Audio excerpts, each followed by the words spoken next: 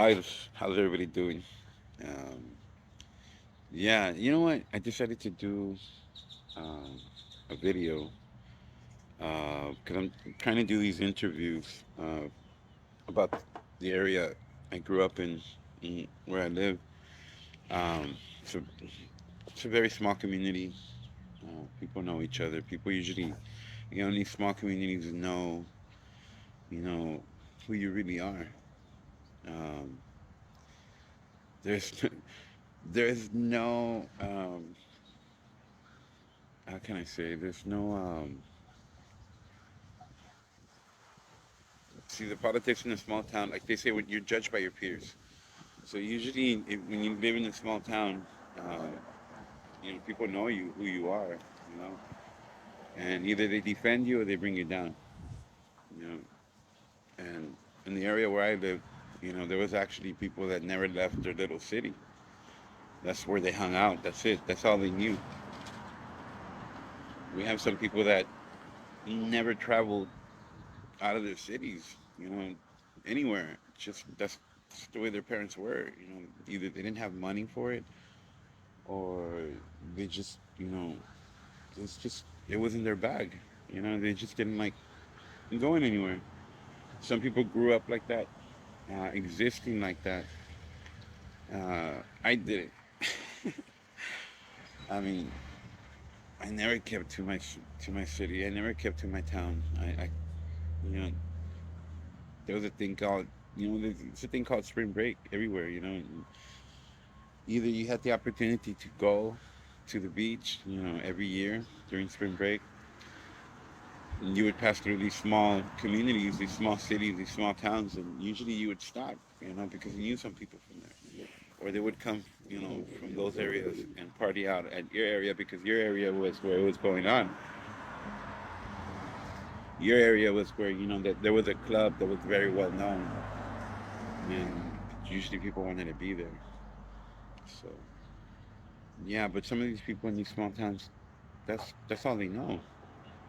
That's all they that's all they know about their tribe. That's the tribe they hung out with. That's the tribe that they clicked with. And so they don't know how other tribes acted or how other tribes, you know, were acting at the time or doing. To them, they were close-minded, and that was it.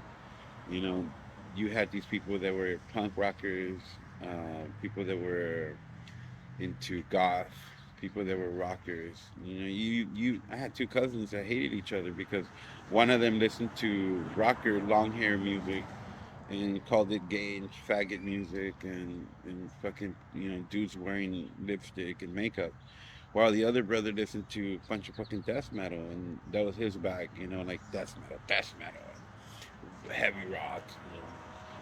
And they hated each other just for they were brothers, but they fucking hated each other because of the fucking style of music they would listen to. Now, I was the type of person that was into any type of music. I didn't care what type of music you listened to. I didn't care if you were gay. I didn't care if you were a nerd. I didn't care what you were. I hung out with you and I listened to you, and that's what I would do. So I met all these people and I got along with all these people. So I wasn't just somebody that was stuck in my little area, in my little neighborhood. I just got along with everybody, and especially how I grew up. Before I get to that, um, interviewing myself, the first question I would ask myself would be, as an interviewer interviewing myself, the first question I would ask myself was, where are you from? Who are you? Who knows you? What's your story? Do you have, you know, um, do you have cred? It doesn't have to be street cred. It doesn't have to be anything, but some of us have cred. You know, we're we're very, very, very well known in our community because either we did something good for somebody or we helped somebody, or we just shut the fuck up about something and we kept quiet, never said anything about it. Some of us went and did time. You know, for other people, so they nothing would happen to them or to their families. I had an uncle who did over 12 years in prison, kept his mouth shut. And yeah, that's the respect you get from your community. That's the respect you get from your peers. But every so often you get these people that just seem to want to disrespect just just to disrespect. But they don't understand that. Well, I'm going off a topic, so you said, yeah, I'm actually pissed off about something, but so this self interview that I'm doing, you know what? I heard somebody mention it to somebody else saying like, well, who the fuck does this guy think he is? Who wants to see him? Um, just because a person doesn't say their story doesn't mean that they haven't done great things or haven't done big things in their community. Um, I'll get to that point of stuff that I've done in case you really want to know. Um, so, first question would be, so what's your name? Who are you? Well, my full name is Rafael Daniel Mata, the third. Yeah. So, I'm the third motherfucker in this family in this generation. I'm not proud of it, but, you know, my grandfather was a cool motherfucker. Both of my grandfathers, both of my grandmothers were badass. Strong people, strong DNA, workers, earners, and earners in anything, anyway. We learned how to fucking manipulate a situation for us. Uh, we suffered, especially being in a small town, being poor, uh, giving the notion to other people that we were part of the Joneses when you're not. We weren't part of the Joneses ever. I had an uncle who was a Joneses. He still is. You know, his wife recently died, and the guy, the story behind it, or the people talking about him say that, maybe he's got a bunch of girlfriends now. He thinks he's Batman and shit. Uh, he earned it. He's a physical therapist. I think he almost played for the Arkansas Razorbacks. He was a football player. And the guy lost it all. He fucked up his knee. Not because he wanted to. The guy, we lived in a real bad neighborhood at the time, and he got caught crossing the bridge from a neighborhood to one other neighborhood and got his ass beat. And supposedly that's where he fucked up his knee, or they fucked up his knee. And so the guy, educated motherfucker, very smart, very smart. I have a family full of smart, educated motherfuckers. Not, I don't really have anybody that's an idiot or that's a dumbass. But what is an idiot and what is a dumbass? If I had a family member who was a drug addict or was an alcoholic, which I do, and I still love them, I don't let nobody talk bad about them. I don't talk bad about them. I have a situation recently where this guy was permitting, one of my cousins was permitting another person to talk bad about his own family member. And then he was chiming in, laughing about it, like, what the fuck are you doing, man? That's your family member. You don't talk bad about your family members. You bring them up. You don't put them down. It's like talking bad about your own kid. You don't talk bad about your kid. You don't talk bad about your wife. You don't talk bad about your husband. You don't talk bad about your partner. You don't talk bad about people that surround you. You don't talk bad about people that are your friends. And that's your bag. I don't know, man. That's your shit. I don't judge you for that either. You want to be an asshole? Be an asshole. Be the best at it. That's what they taught me. You're gonna be a thief. You're gonna be a gangster. You're gonna be a doctor. You're gonna be a lawyer. You're gonna be a police officer. Because my family's full of everything. We have everything you can imagine. Even a news reporter, which shout out to my prima. Love you so much. Always been very, very, very proud of you. Um, yeah. So yeah, I have some very, very smart people in my family, and I have some very dumb people in my family that I still love for being dumb. I mean, you're gonna hate a family member of yours that has autism. Are you gonna hate a family member of yours that has Down syndrome? Are you gonna hate a family member of you because they choose to suck a dick? No. I mean, I have a couple of cousins that I know for a fact, and I saw them sucking a dick. Does anybody know? No. Do I say who they are? No. So that's just the type of person I am. So back to the interview. I keep hijacking my own interview. Back to the interview. Yeah, my full name is Rafael Daniel Mata. People know me as Danny or DM Crow or Cuervo or fucking whatever. I don't know. It's just I met a lot of people growing up. So I was born 1973 here in McAllen, Texas. Well, not here in McAllen, Texas, but in McAllen, Texas. Right now I live in Edinburgh. Um, so yeah, I was born in that small town called McAllen. And at the time I was born, um, this is a story that I got from my mom. This is a story that my mom told me how I was born. She had a difficult birth, a difficult pregnancy, and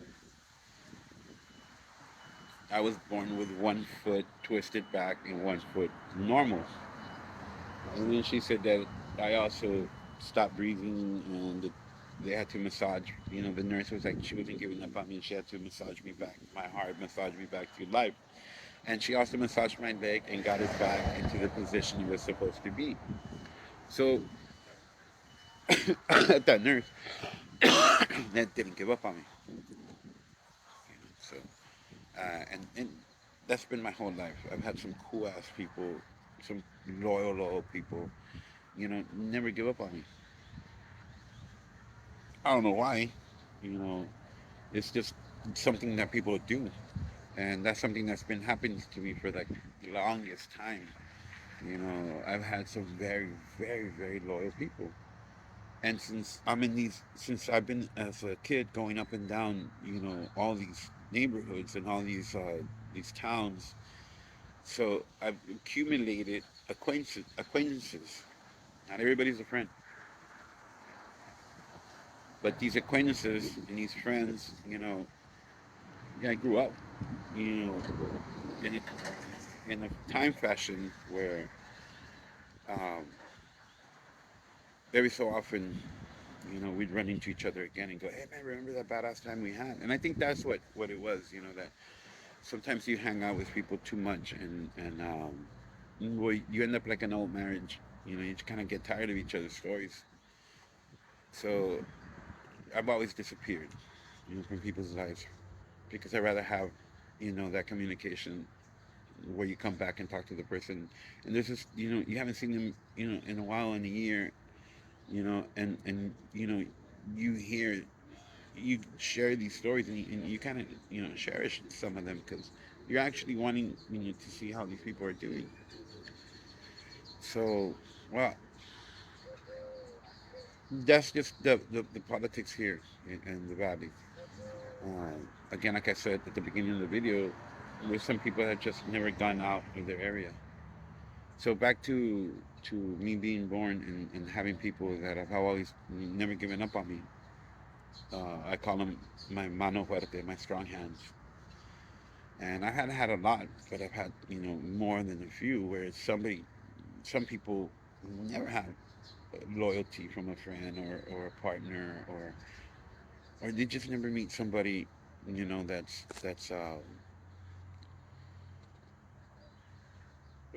they've never, had a situation where somebody would actually fucking give their life for you.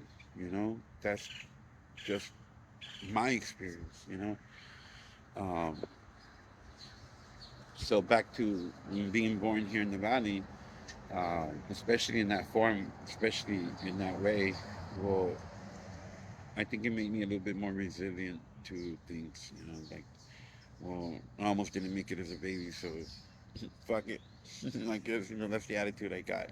Which at the time, that's the attitude that was going on. You had, it was a very high time for cocaine usage, marijuana usage. Drugs were running rampant in our little town. Um, Basically, everybody was doing cocaine. Basically, everybody was, dabbling with weed. It was just the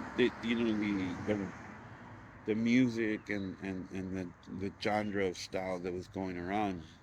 So, and it was pretty cool times. I'm not gonna lie. You know, We had teen clubs. We had adult clubs. And then we had, next to where we lived, we had a small, it was called Tamaulipas Reynosa. So a lot of us would go and party out over there. So it was, we were young, but we were living an adult life. Some of us were like yelling out, living the rocker life without even being a rocker. Yeah, so, well, mm, I came from a bad side of town. So we always lived in these areas that were kind of bad, you know. And I lived in some of these apartments. That was a little bit way too for me.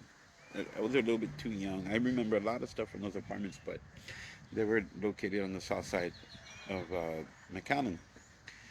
Um, so they usually was very, very violent people that lived, in that area. Um, and just the way mm, growing up, in this type of, mentality, especially your family, you have a mentality where, I had strong, strong male figures in my life. These guys were in the military, killers. Every Christmas they would talk about, how they killed and sniped this motherfucker and how they saw his fucking head open like a fucking cantaloupe. So, I grew up with these stories, on both sides of my family. Both sides were military, you know, military minded, gangster minded. So I grew up, hearing these fucked up stories. And so I grew up very aggressive. But now how you think, I grew up wanting to, protect myself. I didn't want to deal with this bullshit. I didn't want to get hurt. I didn't want to die. I didn't want to, I saw people dying. I saw people get shot in the head. I saw people, fucking get fucked up. Like you talk shit, they're coming for you. So that's just how I grew up, you know. And then moving from those apartments, we moved to a place, down where there's a place called the Plaza Mall. It's called Savannah Street. And there's a Toronto Street. And the politics in just that little neighborhood. I mean, we were across from the real bad neighborhood called the Paloma. And then the little small part where we were at, besides the mall wasn't even there at that time. It was a sugarcane. There's a bunch of sugarcane in that area. And there was, I think, one club that was called the Copacabana. And that Copacabana, I used to go and sit, in there when I was a little kid. I was about 7. I used to run away a lot. One of the first times I ran away with those apartments, I was like 3. So I don't know. I always wanted to get away from home. I always found it very boring to be at home. I always wanted to see everything. I always wanted to go, explore. And so yeah, I would see these people, doing the stuff they were doing, you know, either having a good time dancing, or I'd see the politics of people making money off of other people in there, you know, or I would have them explain to me what they were doing. You buy this, you do this, and you break it up to this, and you're gonna get more than what you need. So I grew up understanding that, you cut something up and you can make it more and you can sell it, and get more money for it. But you got to get up to a certain point because they'll realize that it's just too cut. So, yeah, so, if you know, you know. So, you know, that little Savannah Street was heavily, heavily just people constantly just at battles with each other, just constant fucking not getting along. Just these scrimmages between them. I mean, such a small little area for these people not to be able to fucking get along. But that's just how humans fucking are. Just can't get along with other humans. So I would see this fucking disrespect. And I would see the time and the fucking energy it would take for my mother to go fucking jump somebody at their house. go knock on the fucking door, pull the bitch out, and fucking whip her ass. 'Cause that's what they would do back then. They would fuck you up. They would fuck you. They would go and beat the fuck out of your mom. They would go and beat the fuck out of your dad. They would go and beat the fuck out of your brother. They would go burn your fucking house down. They would fucking make sure that everybody in your fucking community knew that you were a fucking big ass motherfucker with a big ass fucking mouth. That's what the politics were where I grew up. So of course you learn that if you were gonna say something, I think fucking forgot that fighter, man. He said it best, where it's like you learn to shut the fuck up. Because if you were gonna speak, you were gonna fucking talk and you were gonna do something about it. You weren't gonna just open your fucking mouth and get embarrassed and go, oh man, that thing doesn't do shit. He just says, he just talks, he's all talk. No, back then, your parents were fucked up. Your parents were doing this shit. They were going, my mom would fucking go to your house and fucking knock on your door and pull your mother out if you fucked with us. That's just how my mom was. No joke, you know. I mean, I had an aunt and her cousin go to a lady's house and beat the fuck out of her, and she was pregnant. And while they were beating the fuck out of her, they were telling her, "I hope your fucking kid falls out of you." That's just how they were, you know. Um, and if they thought you were a bitch and you were fucking somebody else's husband, they'd go to your fucking house and they'd take your fucking wife out and stick a fucking jalapeno in her ass or up her fucking cunt. Yeah, that's how it was horrible. It was horrible down here, and it was just the politics in the neighborhood, and especially when you grow up on something like that. I mean, you're fucking what, 7, 6, 8, and you see shit like that. You know, it's pretty fucked up. Yeah, and we lived next to a police officer, and they didn't give a fuck. They knew he was a cop. They just didn't give a shit. But yeah, and did he get involved in some of these things? No. I mean, he himself had a family member that was just crazy, man. You know, just fucking crazy. I had a sister that was fucking crazy as well. Just grew up, you know, not giving a fuck. Just the area you're in. Just that's your product of your, I guess what it's called. You're a product of your community. You're a product of your environment. I don't know, but yeah, that's what happened in that, you know, area. And we had a person get lynched because he was going around, being a pervert, watching people through the windows. He was a peeping tom, and shit, I saw it, where the whole neighborhood chased this boy down, and they whooped his ass, and they whooped his father's ass, and they whooped his mom's ass. That's just how it was, and just they were gonna burn his house down, but there was just another person just taking the flame away from the other person and going, we can't do this to him. Why are you gonna punish the parents when the son's the one that's doing this shit? So yeah, that's the town I grew up in. Just people didn't let shit slide, unless you were to the north side. To the north side, people were more relaxed.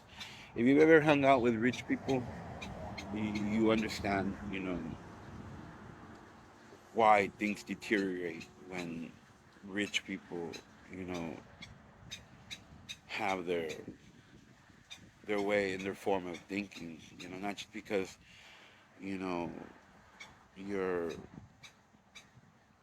you're of a higher class, or you're born with money means that you have good qualities in you, and your morality is different or better than other people. I've seen poor people at their poorest, at their lowest, be genuine and be decent people. And I've seen rich people that have had the chance to help other people be total dicks, and just watch these people suffer and laugh at them instead of, giving them a hand and picking them up. So that's the area I lived in, McAllen, Texas. And I've been to other places. I've lived in other places, and it's the same everywhere. You know, you can't blame black people. You can't blame gay people. You can't blame um, drug addicts. You can't blame people for the way your community is acting, for the way, for the way just shitty people are. You have shitty people everywhere. So that's I grew up around indecent and shitty people, and I knew that just because the area we were at didn't mean nothing. I mean nothing. We've had people come out of the area where I'm at that were very successful, and then you have people that come out of the area that weren't. They weren't successful at all. So if you grow up seeing that, then you understand that it's not where you're from. It's not who who you portray to be or what you show. You know, that's when you use into effect. Don't judge a book by its cover. Because, yeah, I saw people come out of those areas huge, successful, happy. And then I saw people that had it all lose it all, you know? And so that was that area there. I have a lot of stories that I can tell from there, but it would, I should make it into parts, this video. Um, like, you know, there's teachers that were super awesome. Mr. Raulel, one of my junior high teachers at a school I went to called Travis. I went to a couple of junior highs, and I went to some Christian schools. Um, yeah, my dad, for some reason, was always moving around, you know, to different parts of this little town that we were from. So that's how I met, a lot of people. And to this day, there's some people that are just, it's like online. There's people that like your stuff.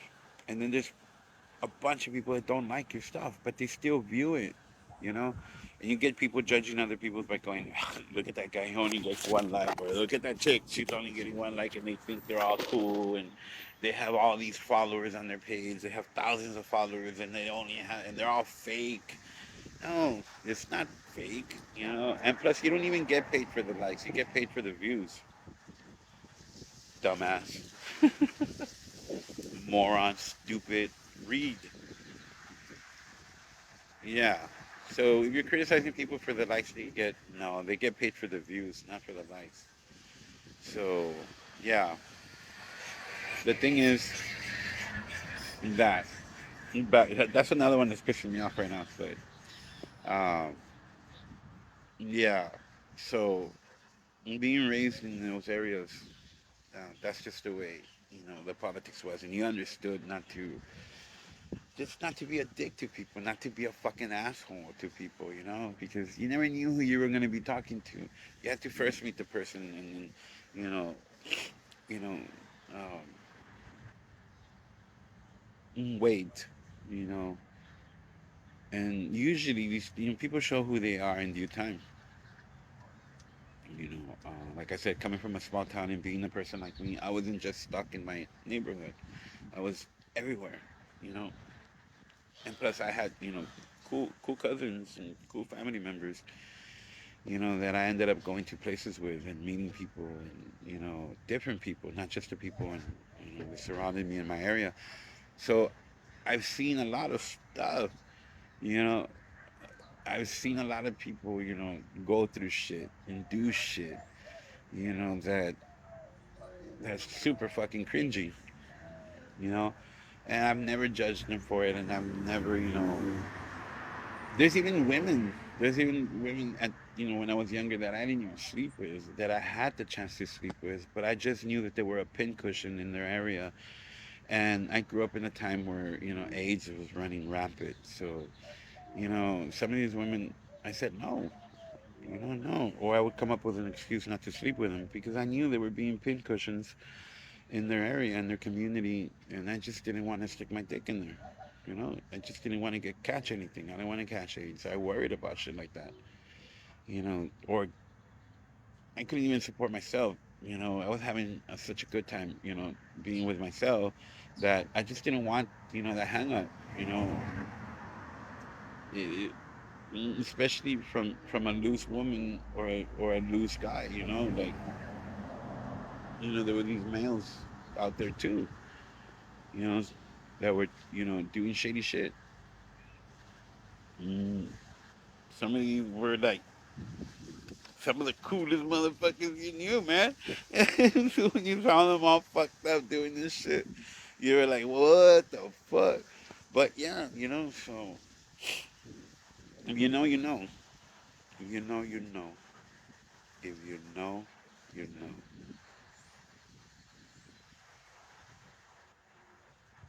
Yeah. So some of these people with their moral codes and their morality shit, are the dumbest fucking motherfuckers out there. Don't judge people until you judge yourself, dumbass. Yeah. So yeah. So I've always kept quiet. I always kept to myself. Even like that, I have issues sometimes with people. I'm not fake. I am who I am. That's all I am. I don't like pointing the finger because I know there's like five pointing back at me or four, whatever the fuck you want to say that stupid thing. But yeah, so I had a fucking cool life as a kid. We weren't well off. We're semi well off. We weren't really well off. We never begged. My dad never took social services. At that time, you were a man. My dad was a man. Like he didn't look for help. He didn't get food stamps. He didn't get social service. Plus, there wasn't social services in those times. There used to be these little, when the economy went bad, there was these little stamps that they would give at work. I don't know why, but they would give these little red stamps, and you would get, stuff for it that you needed for your house because the economy was really bad.